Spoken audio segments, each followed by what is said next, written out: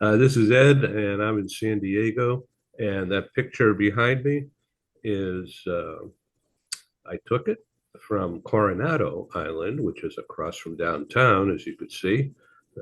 It's the ferry landing area. There's a ferry that goes back and forth from the downtown, bringing the tourists and everybody else who wants to be in beautiful Coronado.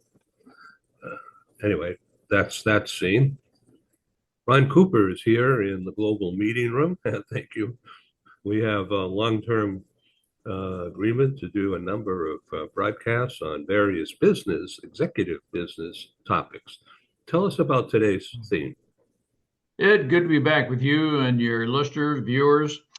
Last couple of sessions, we have spoken about trust and respect, which leads to, or I use the term engenders confidence in an organization. I'm going to relate it to a marriage as we continue into conversation, but confidence. I don't think you necessarily need to focus on and build confidence. I use the term engendered. When you have built trust and respect in your organization, and it has to do with relationships with people, what engenders from that is a confidence. And Ed, I would say, in the context of confidence, I think it's the antithesis of worry in this context, meaning if an employee feels they have developed a very solid trust and respect with you, and they feel that is a foundational aspect of the culture of your company, family, either way, I think that person could legitimately say, if you were to ask them, well, are you confident that you will not be fired? Are you confident you will not have any unresolved conflict? And I think that person would likely say, no, I'm very confident. Now that you asked me about this, we don't spend a lot of time talking about it, but I'm very confident we will work through anything because my supervisor, those in charge of me, and we have a relationship. It is a culture that it's defines really who we are, what we're about. And so, no, I'm not worried about, I don't lose sleep over, but I do have confidence that no matter what unexpected might happen within the company, I feel very certain we're going to work through it. And I will not be thrown into the proverbial bushes. So, trust breeds psychological safety, and that breeds easier collaboration, right? Yes, for sure. Trust in, quite honestly, Ed, I think a lot of trust is a matter of, am I good for my word? What do I follow up with what I say I will do? Or do I just say things to you that you interpret as just being hollow because you, after a period of time, you collect enough what I call data points. I have made statements, but I don't follow through on them. And so you would have a right to, I believe, distrust me or wonder if you can trust me if I continuously say I will, but I don't follow through with that. So, as a strong male role, talking about you, Yeah. uh, anything but clarity and mission centered talk on a daily basis would come across, I'll repeat that, anything but the mission centered ambition and drive that you portray here right now. In the mindset of female employees, that's different than the mindset of the typical male employee. Uh, in hearing what you say and promote. Well, and that's an interesting statement you make, and Thank you. I'm very aware of women, and there are some women who would say my role is not in the house raising children; it's in corporate America, and there are any number of things. And So, Ed, I would say that I certainly respect a woman. My beliefs are founded on meritocracy, meaning you have merit. That your gender is is not a determining factor whether you are qualified for the position. I certainly respect that male and females have different perspectives on different things, but the fact that you're male or female and whatever the percentages are, if you're serving in a male position, if you're competing for a male position, that certainly doesn't disqualify you that you would only be a part of the 10% type thing. So Ed, I'm very aware of what some of the other people in let's just call it the ubiquitous term society, where I want to be aware of that, but I want her to know that I value her as a person, and she either fits the business or not, and certainly I don't think any less of her as a female. Do you advise companies? This is a general question, so please make it as specific in response as possible. I'm not aiming softball questions at you. I'm trying to get the picture out there. We're building a screenplay, if you will, a storytelling for the audience, which is very likely very different from you and me. Not 100%, but likely. Do you imagine a role, a position within your organization to be I think it's better for a female or better for a male?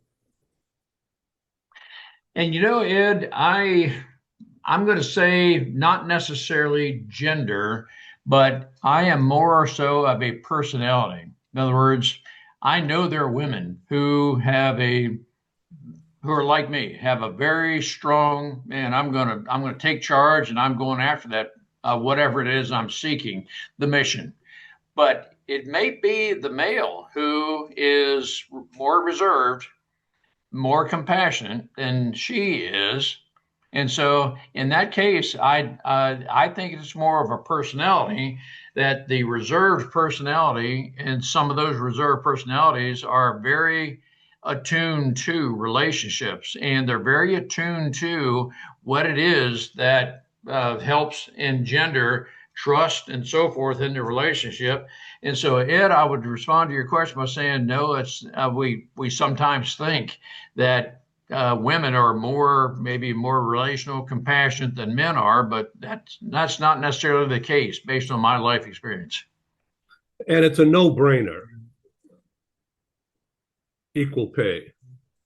Yes, and I'm very, very familiar with these various statistics and the genre that women are lesser paid than men, and et cetera, and so on. And no, I'm a meritocracy that this position serving the company in this capacity will be paid. It's not gender related. If I may jump around with you, Sure. thank you very much. I really love the rapport. And I know it's built on trust. Thank you. But so when you were a squadron leader in the Air Force in a Top Gun kind of position, you had women pilots. So were they trained differently? Ed, that's now I need to let your listeners know I transitioned out of the military in 1991. And so that was, we Long did time not ago. have a Yeah. lot of female fighter pilots at that time, and I don't even know how many there were. And so, to the credit of females, they have entered into, quote, the man's world, and they've earned the right to do that.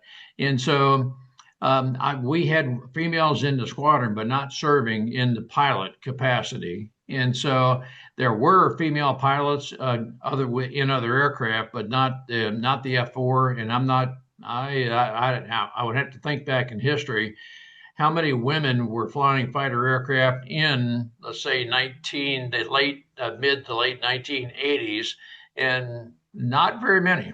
And so but at any rate, Ed, it's a matter of, yes, there are far more female fighter pilots now than what there have been, and I'm not in any capacity to say that they're any less capable of performing the function than a man would be. So I'm not in the movie business anymore. I was once in the theater business, not my own theater. I worked for a company that owned a bunch of theaters. But the new Top Gun movie is coming out uh, in the summer, and Tom Cruise is, of course, in the lead, and he's the executive producer. But a female Top Gun pilot is being featured. Now, I haven't seen the trailer yet, but I can only imagine it's going to be super cool. Oh, I think it will be, and I think it's going to portray the female women in a very positive way. That's I'll just have to guess that. And can a woman do as much as a man could do inside the cockpit? I would have to say, as long as you have the ability to think critically, quickly, yes, the body basically functions the same. I mean, under pulling 8 Gs, there's what's known as G lock, G induced loss of consciousness. It's going, so far as I know, it's going to occur exactly at the same way, at the same time in a male versus female body, and you just have to know how to maneuver the aircraft and work around those kind of things. But as long as you are physically fit and you have the ability to think, I don't think gender has any form or fashion of any separating or qualifications in that. Okay, so now let's bring our conversation forward to today in 2026 and in mid-February. So the business scene is very different, yet at the same time it's the same. Sensitivities and training. How do you train a workforce today to this is so general, I'm sorry, but maybe you could bring it down to a narrow focus with an example of, okay, I'm a person, I've got these skills, and you see potential, otherwise you wouldn't be wasting your time with me. So, and you have a picture in mind of what you want the role me to aspire and work towards achieving to make that role super powerful for your company. So what kind of training do you think, just use me as an example, what would it take to get me to that level? It's trial and error for sure, but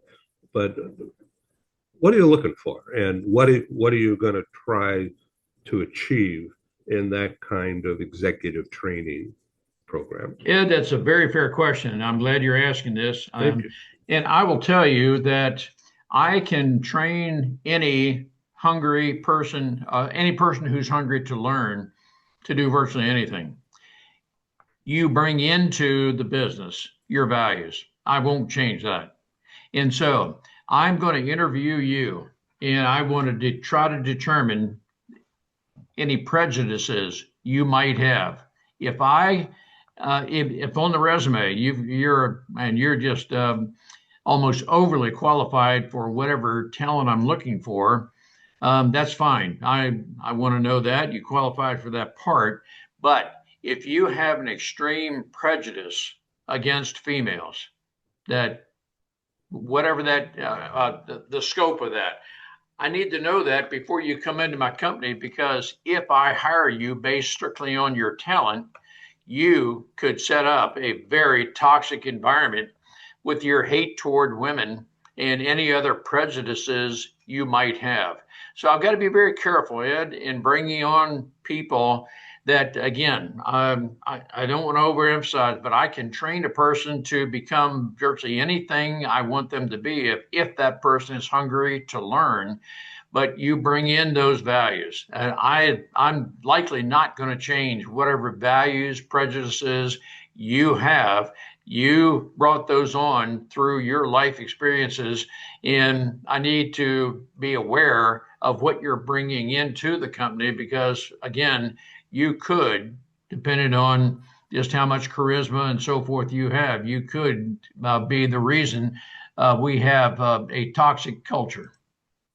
So we're role playing here, audience, just so you know. I think women are allies, not the Yes. enemy.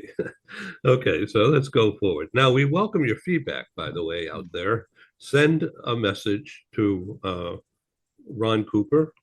Go look him up at thecooperculture.com. He and Marty Cooper, thecooperculture.com. Or you can contact me with your feedback or feed forward. Use this email, editorglobalbusinessnews@gmail.com. Anyway, let's continue for the next 10 or 12 minutes or so on maintaining in game playing or in interviews the foundation of being a psychologically safe place, and therefore engendering, encouraging employees to take a chance on something, try to learn something new without fear of failing. Yeah, let me make sure your listening audience is aware of what I am defining as psychologically safe. We've spoken about it plenty of times, but this could be the first time a person is coming in. Good idea. A psychologically safe space is one in which, again, I'm going to use the term confidence has been engendered, confidence through trust and respect. And what that leads to, Ed, is that I have the confidence I can discuss anything with you. Of course, I want to select the right time, the right venue. You and I mentioned one other time, walking down the street may be the better venue to discuss things. But I would hope that everyone in my organization has the confidence. They know they can confront me, you, anyone. Their job is not at stake. And through that, but we can discuss anything. Ed, again, I'm a believer that as long as we can dialogue, we will overcome any differences we have.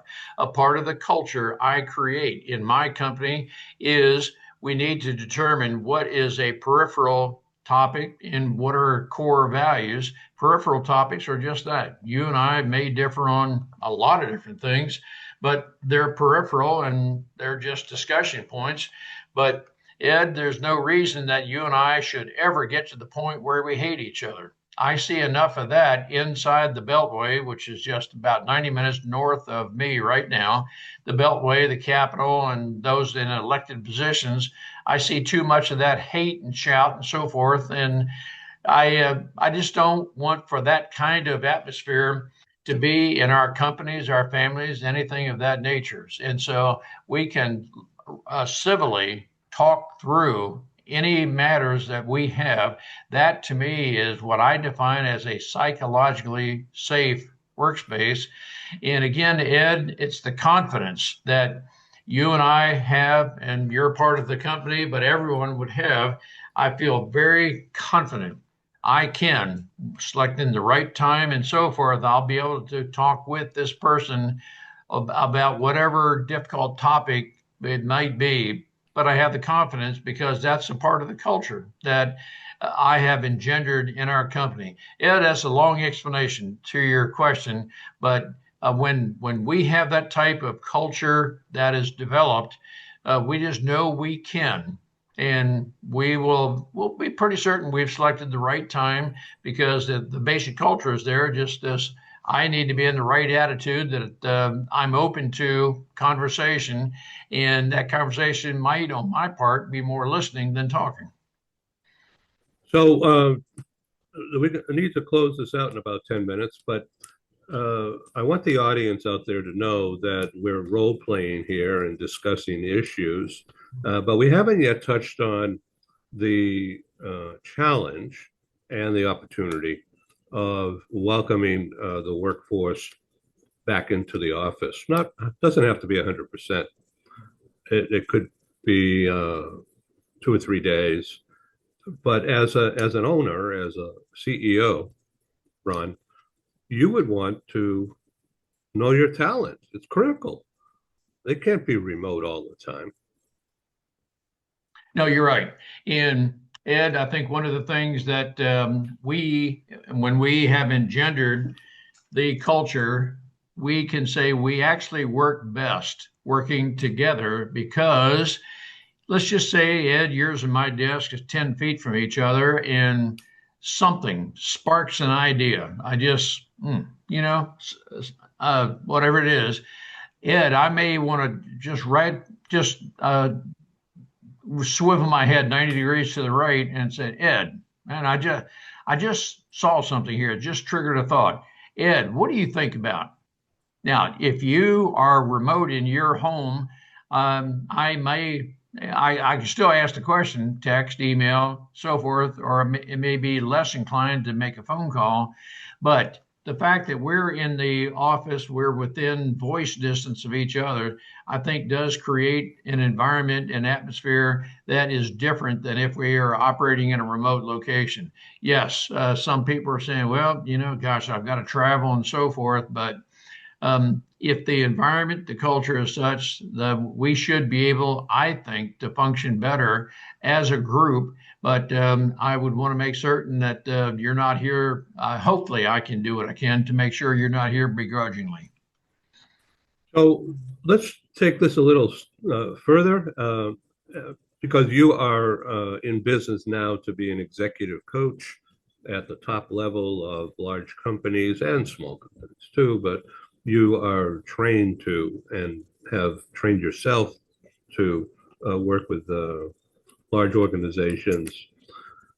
So what do you think of this idea? Pay women, the same listed, working women with kids at home. And if there's a spouse or partner, that person's not at home during the day. And so who's there to take care of the kids? Well, then there's going to be expenses of daycare, never mind the quality of it. And so would you as a boss figure out a mother incentive to pay increase, some kind of recognition in a practical way that this woman doesn't have to take care of the kids 24/7, but maybe should, and want to do that without being dreading. Oops, get so excited with this topic, my eyeglasses popped off. So, would you say that is a good idea, or just hey, Ed, be quiet with that? Ed, I think that's a very operative topic that is occurring in a lot of families. I'll say as a very overarching foundational principle, I don't think there's any job more important than raising a family. That's the number one thing to do. Now, who is better, the male or female, to raise a family? I'm not here to tell you what within a family who the better person is, but with my belief that the most important job in the United States is to raise a family. It's not to the exclusion of the mission of work of the company, but how can we work the two together? And so I want the male or female to feel they have the opportunity to talk with me. And okay, let's just say they're homeschooling. Use that as one possibility. The worker wants to homeschool children, and for reasons that they have. And so we need to make sure that they have the proper education. One of us needs to be at home. And so what I'm going to try to do, Ed, is work with that person to ensure that the mission of the company is still accomplished and is complete. And how can we fold into or integrate the fact that you have a duty at home to raise your children? And so, Ed, I want to work with that family to try to give them the confidence And a lot of what we're talking about today is in the genre of confidence and within the workplace. I want for the people to have the confidence that, yep, I feel certain somehow, some way we can work through this to where the greater good, the company is not suffering and the family is benefiting as well. Is there a solution that ostensibly becomes a win-win? And I'm going to do everything I can to work within those parameters. I'm not a kind of person that says, well, you've got to be inside the walls right here because that's who it is. I want to work with each person and their individual family situations, because again, I'm a believer that there is a continuum between home and workplace. You don't leave at the door of the workplace any concerns you have at home. So that it's in that context where I know there's that continuum. That's excellent. And just a word to the audience out there, as a reminder, according to LinkedIn, they watch what I'm doing. I've been involved with LinkedIn for as long as they've been in business. I don't know how many years that is, probably close to 20 years, but more than 60%, according to them, more than 60% of the viewing audience of our programs since January 1 of this year, they say more than 60%, so somewhere like 61, 62, are in senior leadership roles. It could be CXO, it could be CHRO, it could be CFO, or it could be a senior manager in companies having more than 10,000 employees. No, I'm sorry, 1,000 employees. And in the high 30% of companies having more than 10,000. And our audience is global. However, most of the large companies in that regard, other than like Siemens or some big international oil companies outside of the US, they're all US centered, but they're very, very developed in Europe and Latin America and now even Asia. And they're watching this. And they are the ones who Ron Cooper is targeting. And you could tell that he knows his stuff and he's got years of experience and training. And I'm really honored to have Ron Cooper as a trainer, a leader of this series. I'm just a TV producer, but I listen and then I can ask questions. But it's about him, not me. And so if you want to reach out to Ron Cooper, Ron, what would be your email? I am at Ron, RON, at the Cooper Culture, spelled COOPERCULTURE.com. I welcome and encourage a dialogue. The more we dialogue about this topic, doesn't necessarily mean you have any challenges in your company or family. I like to share ideas, and I certainly am not trying to suppose I have the answers to. I know you have perspectives I don't. And so, how you've worked through various challenges to develop a culture within your company or family, either or both, I'm very interested in learning from you, through you. We learn best through a dialogue. The CooperCulture.com. That's where to go deep here and understand the culture. So what is culture? The background, right? Culture is Ed, one way of thinking of it, it's a branding statement, and some people may not know a branding statement, but if there were an expression, Maxwell House Coffee, good to the last drop. If you were to say that, Maxwell House Coffee might come to mind.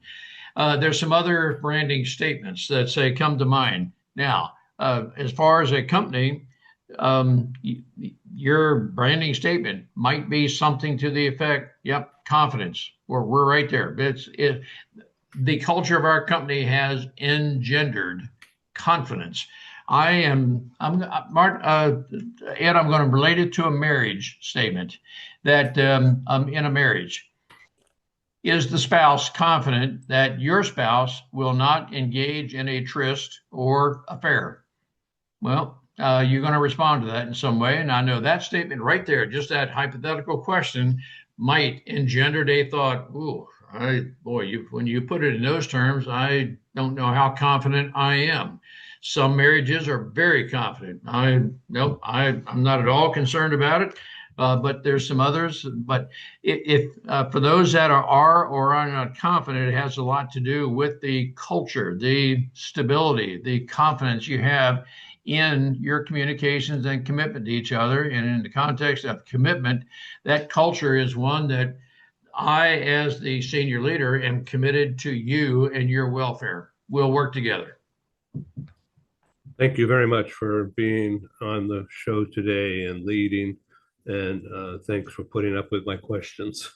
No, that's not putting up with. It's everything we discuss, Ed, is very pertinent. And one of my hopes is I'll stimulate thinking such that, yep, based on this conversation, I stimulated some thinking, but a call to action, one of those call to action could be we're having a dialogue. And if I have earned the right to establish a relationship with you and your company, let's talk about how I might be able to help you develop a culture of trust, respect, and confidence. And we'll see just how, I can promise you that will, for the for-profit companies, when the people and processes are in place, the profits will logically follow. So, out there in the audience, US and worldwide, we're looking for people to join us inside this global meeting room. For more than 5 years, I've been working to create a psychologically safe environment for business introductions to happen, conversations to begin, idea exchange in a safe environment. And this program is an example where that can happen. If you're interested in being a guest, there's never a registration fee. We're supported by advertising and sponsors and memberships. We don't want to have a toll gate on people enjoying the conversation. It's more important to build an audience. Thank you for watching the show. Reach out to Ron Cooper for more of his really dynamite information, but you can go see thecooperculture.com. It's easy to read, very colorful. Thank you, Ron. Thank you. Have a great day. I know. Signing off here in San Diego. Great.